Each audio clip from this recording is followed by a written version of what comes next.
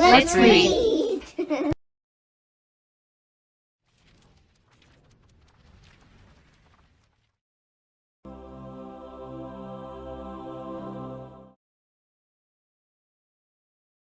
Chapter 10, Full Moon. All day long, Mary Poppins had been in a hurry, and when she was in a hurry, she was always cross. Everything Jane did was bad. Everything Michael did was worse. She even snapped at the twins. Jane and Michael kept out of her way as much as possible, for they knew that there were times when it was better not to be seen or heard by Mary Poppins. "I wish we were invisible," said Michael when Mary Poppins had told him that the very sight of him was more than any self-respecting person could be expected to stand. "We shall be," said Jane, "if we go behind the sofa. We can count the money in our money boxes, and she may be better after she's had her supper." So they did that. 6 pence and 4 pennies. That's 10 pence and a halfpenny and a 3-penny bit, said Jane, counting up quickly. 4 pennies and 3 farthings, and that's all, sighed Michael, putting his money in a little heap. "That'll do nicely for the poor box," said Mary Poppins, looking over the arm of the sofa and sniffing. "Oh, no," said Michael reproachfully. "It's for myself. I'm saving." "Huh. For one of those aeroplanes, I suppose," said Mary Poppins scornfully. "No, for an elephant. A private one for myself, like Lizzie at the zoo. I could take you for rides then," said Michael, half looking and half not looking at her to see where she would take it. Said Mary Poppins, "What an idea!" But they could see she was not quite so cross as before. "I wonder," said Michael thoughtfully, "what happens in the zoo at night when everybody's gone home?" "Care killed a cat," snapped Mary Poppins. "I wasn't caring, I was only wondering," corrected Michael. "Do you know?" he inquired of Mary Poppins, who was whisking the crumbs off the table in double quick time. "One more question from you, and spit-spot to bed you go," she said, and began to tidy the nursery so busily that she looked more like a whirlwind in a cap and apron than a human being. "It's no good asking her. She knows everything, but she never tells," said Jane. "What's the good of knowing if you don't tell anyone?" grumbled Michael, but he said it under his breath so that Mary Poppins couldn't hear. Jane and Michael could never remember having been put to bed so quickly as they were that night. Mary Poppins blew out the light very early and went away as hurriedly as though all the winds of the world were blowing behind her. It seemed to them that they had been there no time, however, when they heard a low, whispering voice at the door. "Hurry, Jane and Michael," said the voice. "Get some things on and hurry." They jumped out of their beds, surprised and startled. "Come on," said Jane, "something's happening," and she began to rummage for some clothes in the darkness. "Hurry," called the voice again. "Oh dear, all I can find is my sailor hat and a pair of gloves," said Michael, running around the room, pulling at drawers and feeling along shelves. "Those'll do, put them on. It isn't cold, come on." Jane herself had only been able to find a little coat of John's, but she squeezed her arms into it and opened the door. There was nobody there, but they seemed to hear something hurrying away down the stairs. Jane and Michael followed. Whatever it was, or whoever it was, kept continually in front of them. They never saw it, but they had the distinct sensation of being led on and on by something that constantly beckoned them to follow. Presently they were in the lane, their slippers making a soft hissing noise on the pavement as they scurried along. "Hurry," urged the voice again from a nearby corner, but when they turned it, they could still see nothing. They began to run, hand in hand, following the voice down the streets, through alleyways, under arches and across parks, until, panting and breathless, they were brought to a standstill beside a large turnstile in a wall. "Here you are," said the voice. "Where?" called Michael to it, but there was no reply. Jane moved towards the turnstile, dragging Michael by the hand. "Look," she said, "don't you see where we are? It's the zoo!" A very bright full moon was shining in the sky, and by its light Michael examined the iron grating and looked through the bars. "Of course! How silly of him to not have known it was the zoo!" "But how shall we get in?" he said. "We've no money." "That's all right," said a deep, gruff voice from within. "Special visitors allowed in free tonight. Push the wheel, please." Jane and Michael pushed and were through the turnstile in a second. "Here's your ticket," the gruff voice said, and looking up, they found that it came from a huge brown bear who was wearing a coat with brass buttons and a peaked cap on his head. In his paw were 2 pink tickets, which he held out to the children. "But we usually give tickets," said Jane. "Usual is as usual does. Tonight we receive them," said the bear, smiling. "Oh, here, look." Michael had been regarding him. I remember you, he said to the bear. I once gave you a tin of golden syrup. You did, said the bear, and you forgot to take the lid off. Do you know, I was more than 10 days working at that lid. Be more careful in the future. But why aren't you in your cage? Are you always out at night? Asked Michael. No, only when the birthday falls on a full moon. But you must excuse me, I must attend to the gate. And the bear turned away and began to spin the handle of the turnstile again. Jane and Michael, holding their tickets, walked on into the zoo grounds. In the light of the full moon, every tree and flower and shrub was visible, and they could see the houses and cages quite clearly. There seems to be a lot going on, observed Michael, and indeed there was. Animals were running about in all the paths, sometimes accompanied by birds and sometimes alone. 2 wolves ran past the children, talking eagerly to a very tall stork who was tiptoeing between them with dainty, delicate movements. Jane and Michael distinctly caught the words birthday and full moon as they went by.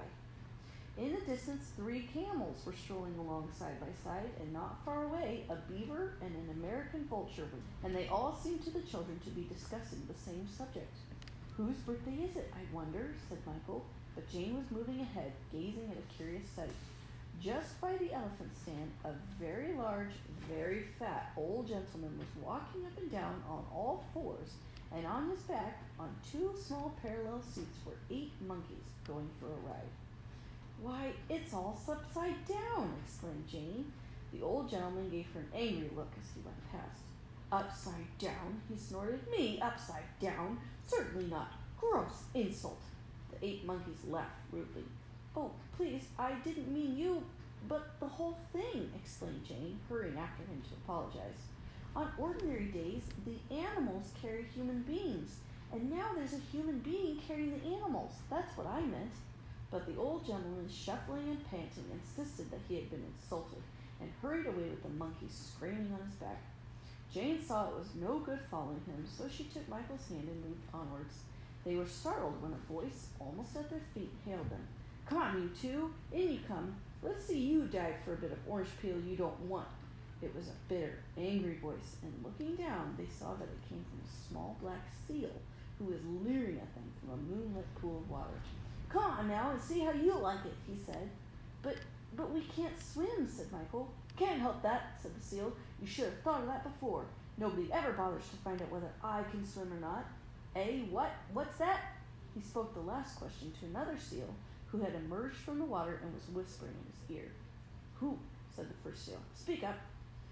The second seal whispered again. Jane caught the words, special visitors, friends of, and then no more. The first seal seemed disappointed, but he said politely enough to Jane and Michael, Oh, beg pardon? Pleased to meet you. Beg pardon? And he held out his flipper and shook hands limply with them both. Look, where you're going, can't you? He shouted as something bumped into Jane.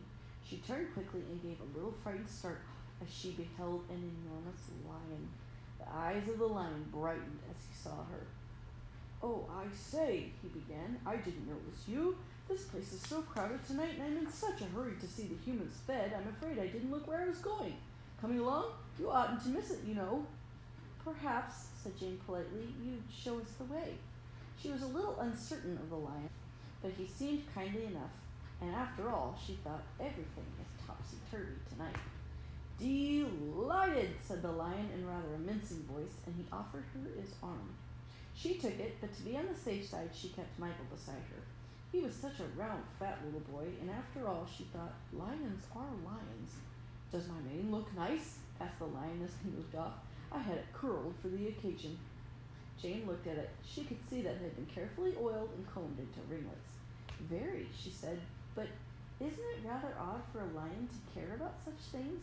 I thought, what, my dear young lady, the lion, as you know, is the king of the beasts. He has to remember his position, and I personally am not likely to forget it. I believe a lion should always look his best, no matter where he is. This way, and with a graceful wave of his forepaw, he pointed towards the big cat house and ushered them in at the entrance. Jane and Michael caught their breaths at the sight that met their eyes. The great hall was thronged with animals. Some were leaning over the long bar that separated them from the cages. Some were standing on the seats that rose in tiers opposite. There were panthers and leopards, wolves, tigers and antelopes, monkeys, wombats, mountain goats, and giraffes, and an enormous group composed entirely of kittiwakes and vultures. Splendid, isn't it? Said the lion proudly. Just like the dear old jungle days. But come along, we must get good places. And he pushed his way through the crowd, crying, "Gangway! Gangway!" and dragging Jane and Michael after him. Presently, through a little clearing in the middle of the hall, they were able to get a glimpse of the cages. "Why," said Michael, opening his mouth very wide, "they're full of human beings." And they were. In one cage, two large middle-aged gentlemen in top hats and striped trousers were prowling up and down, anxiously gazing through the bars as though they were waiting. You might want to start that sentence over. Said you might want to start that sentence. Oh wait, hold on. Let's see what happened. "Why," said Michael, opening his mouth very wide, "they're full of human beings." And they were. In one cage, two large middle-aged gentlemen in top hats and striped trousers were prowling up and down, anxiously gazing through the bars as though they were waiting for something. Children of all shapes and sizes, from babies in long clothes upwards, were scrambling about in another cage. The animals outside regarded these with great interest, and some of them tried to make the babies laugh by thrusting their paws or their tails in through the bars. A giraffe stretched his long neck out over the heads of the other animals and let a little boy in a sailor suit tickle its nose.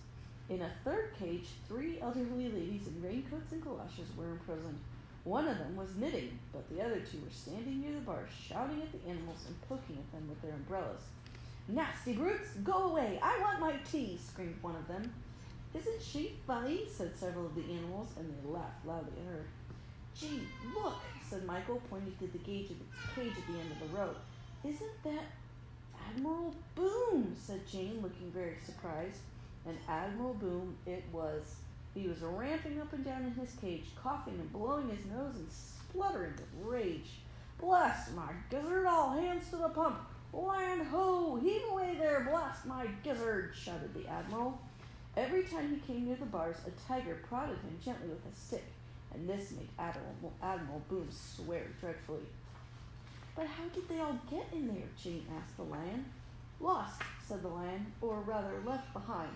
These are the people who have dawdled and been left inside when the gates were shut. Gotta put him somewhere, so we keep him here. He's dangerous, that one there. Nearly did this for his keeper not long ago. Don't go near him," and he pointed at Admiral Boom. "Stand back, please, stand back. Don't crush. Make way, please." Jane and Michael could hear several voices crying these words loudly. "Ah, now they're going to be fed," said the lion, excitedly pressing forward into the crowd. "Here come the keepers." 4 brown bears, each wearing a peaked cap, were trundling trolleys of food along the little corridor that separated the animals from the cages. "Stand back there," they said whenever an animal got in the way. Then they opened a small door in each cage and thrust the food through on pronged forks. Jane and Michael had a good view of what was happening. Through a gap between a panther and a dingo, bottles of milk were being thrown into the babies, who made soft little grabs with their hands and clutched them greedily. The older children snatched sponge cakes and donuts from the forks and began to eat ravenously. Plates of thin bread and butter and wholemeal scones were provided for the ladies in galoshes, and the gentlemen in top hats had lamb cutlets and custard in glasses. These, as they received their food, took it away into a corner, spread handkerchiefs over their striped trousers, and began to eat. Presently, as the keepers passed down the line of cages, a great commotion was heard. "Blast my vitals! Call that a meal? A skippy little round of beef and a couple of cabbages? What, no Yorkshire pudding? Outrageous! Up with the anchor! And where's my port? Port, I say! Heave her over, below there! Where's the Admiral's port?" "Listen to him! He's turned nasty. I tell you he's not safe, that one," said the lion. Jane and Michael did not need to be told whom he meant. They knew Admiral Boom's language too well. "Well," said the lion, as the noise in the hall grew less uproarious, "that appears to be the end, and I'm afraid, if you'll excuse me, I must be getting along. See you later at the Grand Chain, I hope. I'll look out for you." And leading them to the door, he took his leave of them, sidling away, swinging his curled mane, his golden body dappled with moonlight and shadow. "Oh, please," Jane called after him, but he was out of hearing. "I wanted to ask him if they'd ever get out, the poor humans. Why, it might have been John and Barbara, or any of us." She turned to Michael, but found that he was no longer by her side. He had moved away along one of the paths, and running after him, she found him talking to a penguin, who was standing in the middle of the path with a large copybook under one wing and an enormous pencil under the other. He was biting the end of it thoughtfully as she approached. "I can't think," she heard Michael saying, apparently in answer to a question. The penguin turned to Jane. "Perhaps you can tell me," he said. "Now, what rhymes with Mary? I can't use contrary because that has been done before, and one must be original. If you're going to say fairy, don't. I've thought of that already, but as it's not a bit like her, it won't do." "Harry," said Michael brightly. Not poetic enough," observed the penguin. "What about wary?" said Jane. "Well," the penguin appeared to be considering it. "It's not very good, is it?" he said forlornly. "I'm afraid I'll have to give it up. You see, I was trying to write a poem for the birthday. I thought it would be so nice if I began, 'Oh, Mary, Mary,' and then I couldn't get any further. It's very annoying. They expect something learned from a penguin, and I don't want to disappoint them. Well, you mustn't keep me. I must get on with it." And with that, he hurried away, biting his pencil and bending over his copybook. "This is all very confusing," said Jane. "Whose birthday is it, I wonder? Now come along, you two. Come along. You want to pay your respects, I suppose, it being the birthday and all," said a voice behind them, and turning, they saw the brown bear who had given them their tickets at the gate. "Oh, of course," said Jane, thinking that was the safest thing to say, but not knowing in the least whom they were to pay their respects to. The brown bear put an arm around each of them and propelled them along the path. They could feel his warm, soft fur brushing against their bodies and hear the rumblings his voice made in his stomach as he talked.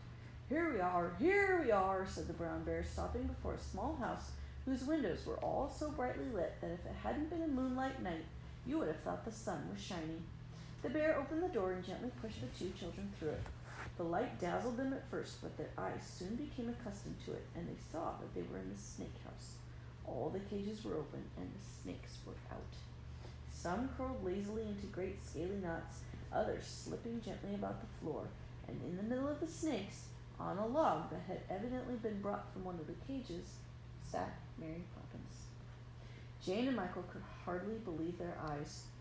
"Couple of birthday guests, ma'am," announced the brown bear respectfully. The snakes turned their heads inquiringly toward the children. Mary Poppins did not move, but she spoke. "And where's your overcoat, may I ask?" she demanded, looking crossly but without surprise at Michael. "And your hat and gloves?" she snapped, turning to Jane. But before either of them had time to reply, there was a stir in the snake house. The snakes, with a soft hissing sound, were rising up on end and bowing to something behind Jane and Michael. The brown bear took off his peaked cap, and slowly Mary Poppins too. "My dear child, my very dear child," said a small, delicate, hissing voice, and out from the largest of the cages there came with a slow, soft, winding movements a hamadryad.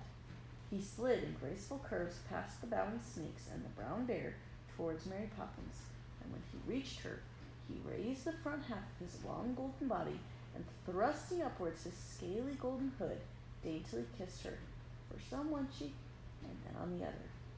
"So," he hissed softly, "this is very pleasant indeed. It is long since your birthday fell on a full moon, my dear." He turned his head. "Be seated, friends," he said, bowing graciously to the other snakes, who at that word slid reverently to the floor again and gazed steadily at the hamadryad and Mary Poppins.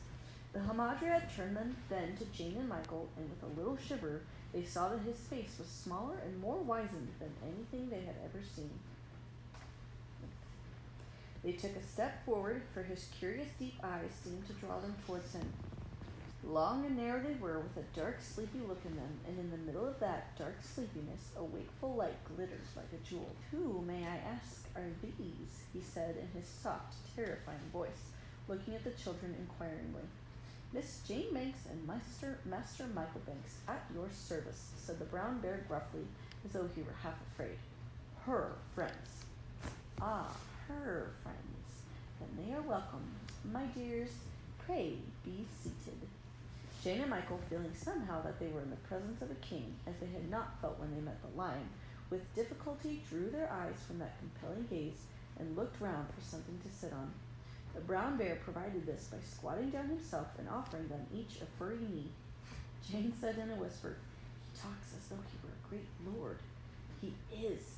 He's the Lord of our world, the wisest and most terrible of us all, said the brown bear softly and reverently. The Hamadryad smiled, a long, slow, secret smile, and turned to Mary Poppins. Cousin, he began, hissing gently. Is she really his cousin? Whispered Michael. First cousin once removed on the mother's side, returned the brown bear, whispering the information behind his paw. Listen now, he's going to give the birthday present. Cousin, repeated the Hamadryad, it is long since your birthday fell on the full moon, and long since we have been able to celebrate the event as we celebrate it tonight. I have, therefore, had time to give the question of your birthday present some consideration, and I have decided, he paused, and there was no sound in the snake house but the sound of many creatures all holding their breath, that I cannot do better than give you the one of my own skins. Indeed, cousin, it is too kind of you, began Mary Poppins, but the Hamadryad held up his hood for silence. Not at all. Not at all. You know that I change my skin from time to time, and that one more or less means little to me. Am I not? He paused and looked around him. The Lord of the Jungle? Hissed all the snakes in unison, as though the question and the answer were part of a well-known ceremony. The Hamadryad nodded. So, he said, what seems good to me will seem so to you. It is a small enough gift, dear Mary, but it may serve for a belt or a pair of shoes, even a hatband. These things always come in useful, you know. And with that, he began to sway gently from side to side, and it seemed to Jane and Michael as they watched that little waves were running up his body from the tail to the head. Suddenly he gave a long, twisting corkscrew leap, and his golden outer skin lay on the floor, and in its place he was wearing a new coat of shining silver. Wait, said the Hamadryad, as Mary Poppins bent to pick up the skin. I will write a greeting upon it. And he ran his tail very quickly along his thrown skin, deftly bent the golden sheath into a circle, and diving his head through this as though it were a crown, offered it graciously to Mary Poppins. She took it, bowing. I just can't thank you enough, she began and paused. She was evidently very pleased, for she kept running the skin backwards and forwards through her fingers and looking at it admiringly. Don't try, said the Hamadryad. He went on and spread out his hood as though he were listening with it. Do I not hear the signal for the grand chain? Everybody listened. A bell was ringing, and a deep, gruff voice could be heard coming nearer and nearer, crying out, Grand chain! Grand chain! Everybody to the center for the grand chain and finale! Come along! Stand ready for the grand chain! I thought so, said the Hamadryad, smiling. You must be off, my dear. They'll be waiting for you to take your place in the center. Farewell till your next birthday. And he raised himself as he had done before and lightly saluted Mary Poppins on both cheeks. Hurry away, said the Hamadryad. I will take care of your young friends. Jane and Michael felt the brown bear moving under them, and they stood up. Past their feet, they could feel all the snakes slipping and writhing as they hurried from the snake house. Mary Poppins bowed towards the Hamadryad very ceremoniously, and without a backward glance at the children, went running towards the huge green square in the center of the zoo. You may leave us, said the Hamadryad to the brown bear, who, after bowing humbly, ran off with his cap in his hand to where all the other animals were congregating round Mary Poppins. Will you go with me? Said the Hamadryad kindly to Jane and Michael. And without waiting for them to reply, he slid between them, and with a movement of his hood, directed them to walk on either side of him. It has begun, he said, hissing with pleasure, and from the loud cries that were now coming from the green, the children could guess that he meant the grand chain. As they drew nearer, they could hear the animals singing and shouting, and presently they saw leopards and lions, beavers, camels, bears, cranes, antelopes, and many others all forming themselves into a ring around Mary Poppins. Then all the animals began to move, wildly crying their jungle songs, prancing in and out of a ring, and exchanging hand and wing as they went as dancers do in the grand chain of the Lancers. A little piping voice rose high above the rest. Oh, Mary, Mary, she's my dearie, she's my dearie-o. And they saw the penguin come dancing by, waving his short wings and singing lustily. He caught sight of them, bowed to the hamadryad, and called out, I got it! Did you hear me singing? It's not perfect, of course. Dearie does not rhyme exactly with Mary, but it'll do, it'll do. And he skipped off and offered his wing to a leopard. Jane and Michael watched the dance, the hamadryad secret and still between them. As their friend the lion, dancing past, bent down to take the wings of a Brazilian pheasant in his paw, Jane shyly tried to put her feelings into words. I thought, sir, she began, and stopped, feeling confused and not sure whether she ought to say it or not. Speak, my child, said the hamadryad. You thought. Well, that lions and birds and tigers and little animals, the hamadryad helped her.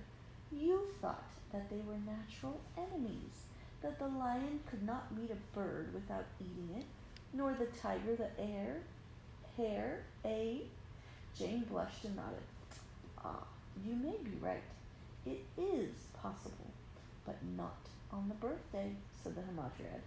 Tonight the small are free from the great, and the great protect the small.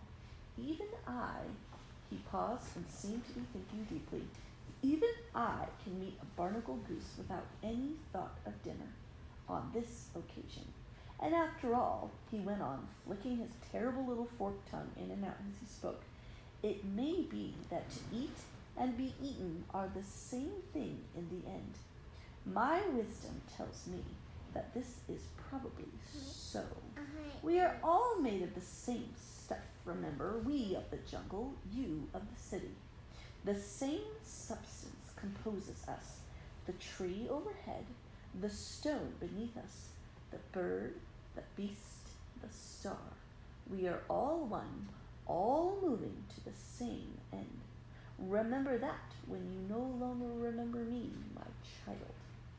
But how can tree be stone? A bird is not me. Jane is not a tiger, said Michael stoutly. You think not? Said the hamadryad's hissing voice. Look! And he nodded his head towards the moving mass of creatures before them. Birds and animals were now swaying together, closely encircling Mary Poppins, who was rocking lightly from side to side.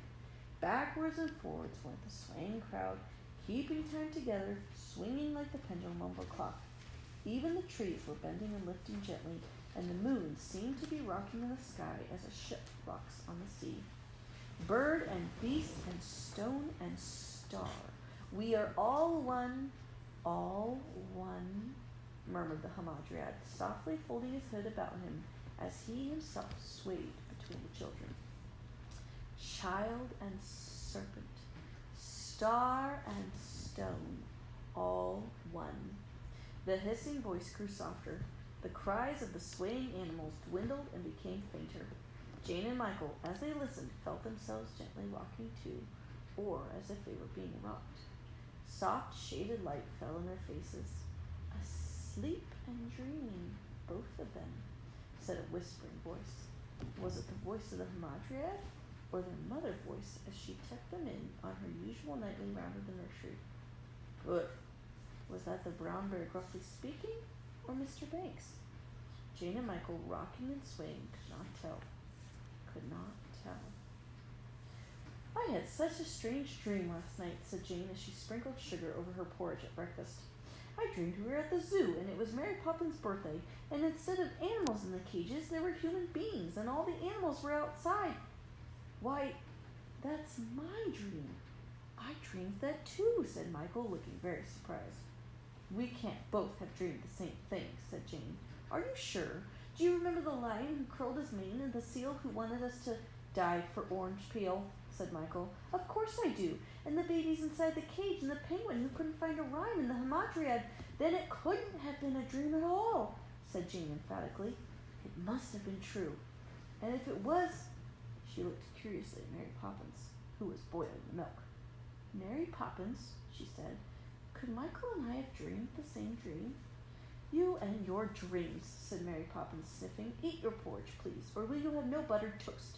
But Jane would not be put off. She had to know. Mary Poppins, she said, looking very hard at her, were you at the zoo last night? Mary Poppins' eyes popped. At the zoo? In the middle of the night? Me? A quiet, orderly person who knows that early to bed, early to rise makes a man healthy, wealthy, and wise? But were you? Jane persisted. I have all I need of zoos in this nursery. Thank you, said Mary Poppins uppishly. Hyenas, orangutans, all of you. Sit up straight and no more nonsense.